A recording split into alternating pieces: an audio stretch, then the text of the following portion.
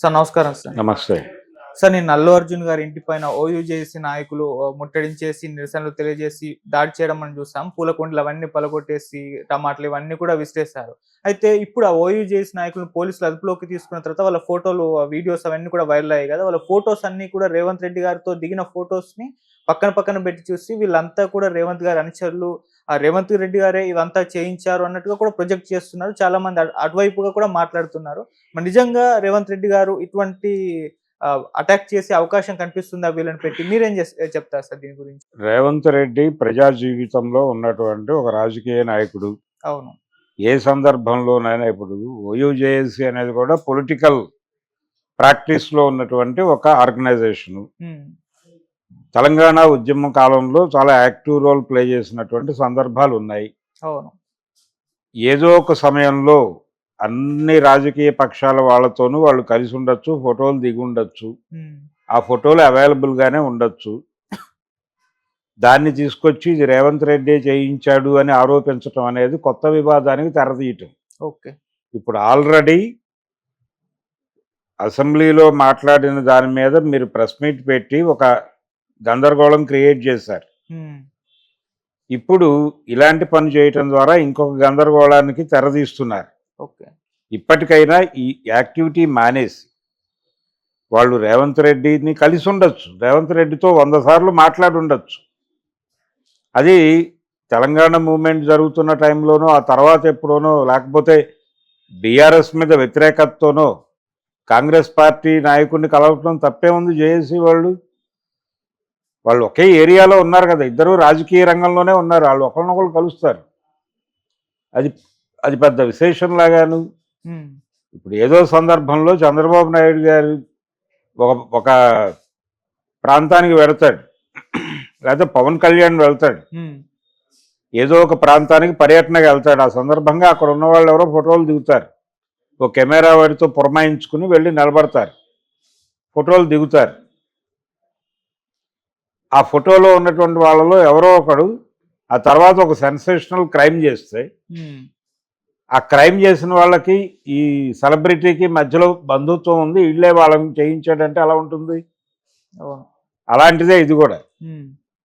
ఇప్పుడు ఆ మధ్య నేను ఏదో పని మీద విజయవాడ సెక్రటేరియట్కి వెళ్ళాను, అక్కడ హోమ్ మినిస్టర్ గారిని కలిసాం.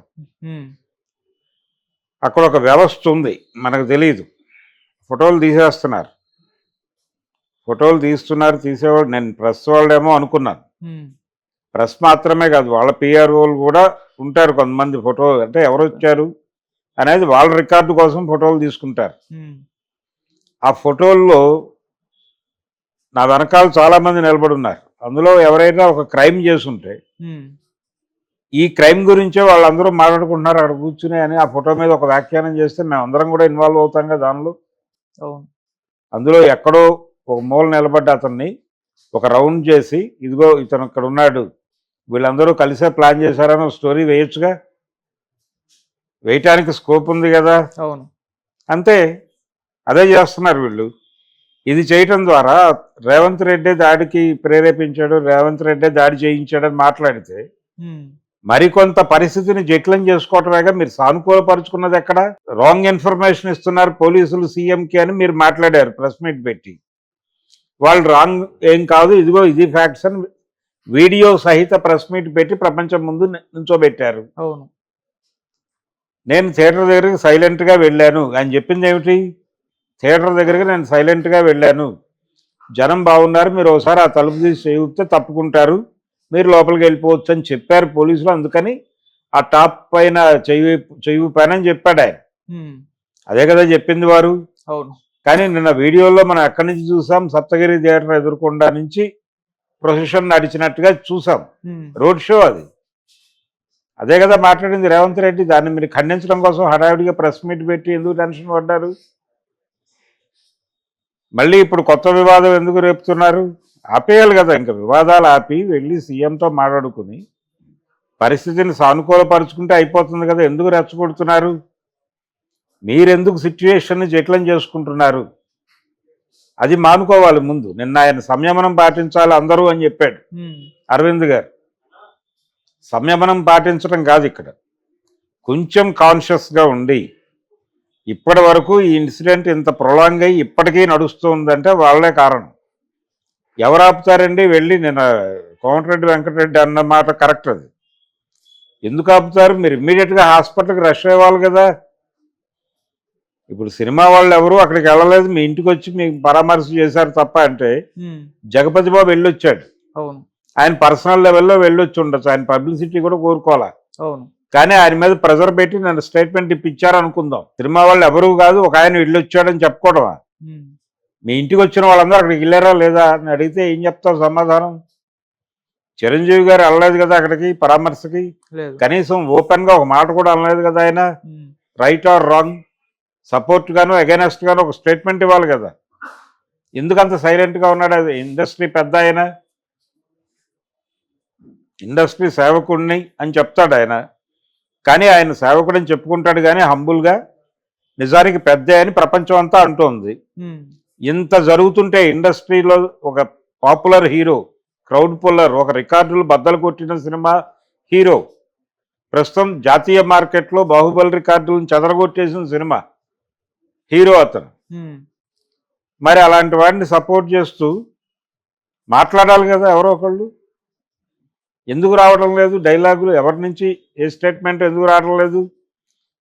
రకరకాల వేరియస్ ఏరియాల నుంచి వస్తున్నాయి, కోర్ గ్రూప్ నుంచి అక్కడ కనిపించట్లా. మరి ఏం జరుగుతోంది అంటే మీరు మాట్లాడుతున్న మాటల్లో గందరగోళం ఉంది. మీరు పర్సనల్గా తీసుకుంటున్నారు. వాళ్ళు వెళ్ళుండొచ్చు హాస్పిటల్కి, ఎవడు ఏమనేవాడు కాదు. నేరుగా వెళ్ళి సినిమాటోగ్రఫీ మినిస్టర్ దగ్గర కూర్చుని పరిస్థితి గురించి, సార్ జరిగింది ఇది, ఇందులో మా తప్పు కూడా ఉంటే ఉండుండొచ్చు, అందుకు సారీ చెప్తున్నాం, మా బాధ్యత మేము తీసుకుంటాం, ఆ కుటుంబానికి ఆసరాగా నిలబడతాం, ప్రభుత్వం చేసే సహాయ కార్యక్రమాలకు తోడు మాది చంద్రుకో నూలుపోగులాగా, ఈ పద్ధతిలో మాట్లాడుకుంటే సమస్య ఎప్పుడో సెటిల్ అయి ఉండేది కదా. వాళ్ళు అనవసరంగా జటిలం చేస్తున్నారని వీళ్ళు అనవసరంగా జటిలం చేస్తున్నారని వాళ్ళు, మధ్యలో ప్రతిపక్షాలు ఈ స్టాండ్ తీసుకోవాలి. ప్రభుత్వానికి వ్యతిరేకంగా అల్లు అర్జున్ని సపోర్ట్ చేస్తున్నట్టుగా వాళ్ళ స్టాండ్ ఉంటుంది అనివార్యంగా. ఉండటంతో ఆయన మరింత హర్ట్ అవుతున్నాడు సీఎం గారు. ఇది కీలకంగా గమనించాలి కదా అరవింద్ అనుకో. మీరు ఎప్పుడైతే దీన్ని ఇష్యూగా మారుస్తున్నారో మీకు అనుకోకుండా ఒక ఐక్య సంఘటన ఏర్పడుతుంది. యాంటీ రేవంత్ ఫ్రంట్ అంతా వచ్చి మీ వెనకాల నిలబడతారు. అది మీకే ప్రమాదం. మీ నాయకత్వంలో జరుగుతోందని ఆయన అనుకునే అవకాశం ఉంది. అప్పుడు మీరు టార్గెట్ అవుతారు. కనీసం ఇది ఉండాలి కదా, ఈ సెన్స్. అది లేకుండా ఎలా బిహేవ్ చేస్తున్నారు వీళ్ళు ఇంతకాలం. ఆయన పైగా ప్రజారాజ్యం పార్టీకి సలహాదారు ఆ రోజుల్లో అరవింద్ గారు. అనేక సమస్యలను ఆయన అలా పరిష్కరించాడని ఆయనకు ఒక పాపులారిటీ. ఎక్కడ పోయిందో తెలివితేటలు. మరి ఇన్సిడెంట్ జరిగిన మరుక్షణం ఎందుకు హైడ్ అవ్వాలనుకున్నారు? ఇంకొక మాట బయట సర్క్యులేట్ అవుతోంది, అది ఆయన అన్నట్టుగా ఎక్కడా వీడియో ఫుటేజ్ లేదు కానీ మనకేమి సంబంధం అనే మాట అక్కడే అన్నాడు ఆయన అని అంటున్నారు. కానీ దానికి సంబంధించిన వీడియో ఫుటేజ్ లేదు. దాని గురించి వాకప్ చేస్తున్నారు. అది దొరకదు అనుకుంటున్నాను. బహుశా అంటే ఎవరైనా విని ఇన్ఫర్మేషన్ ఇచ్చి ఉంటారో, అది ఏ కాంటెక్స్ట్లో అన్నాడో కూడా తెలియదు. వీడియో దొరికితే తెలుస్తుంది. దీన్ని ఎలా టర్న్ చేస్తున్నారంటే బయట అల్లు అర్జున్ మీద ఇటు నుంచి దాడి జరగట్లేదని నేను అంటలా. కొంతమంది ఆయనకు వ్యతిరేకంగా మాట్లాడుతున్న వాళ్ళు కొంచెం ఓవర్ హ్యాండెడ్గా కూడా మాట్లాడుతున్నారు. తొందరపాటు ప్రకటనలు కూడా చేస్తున్నారు, కాదని అంటలేదు. కాబట్టి ఆయన కొంత సంయమనంతో ఉండాలి కదా. ఇమ్మీడియట్గా ఏం చేయాలో అది చేయాలి. ఎందుకు మీరు ఇంటికి పరిమితం అయ్యారు? బన్నీవాసుని పంపించే బదులు మీరు వెళ్ళుండొచ్చు కదా.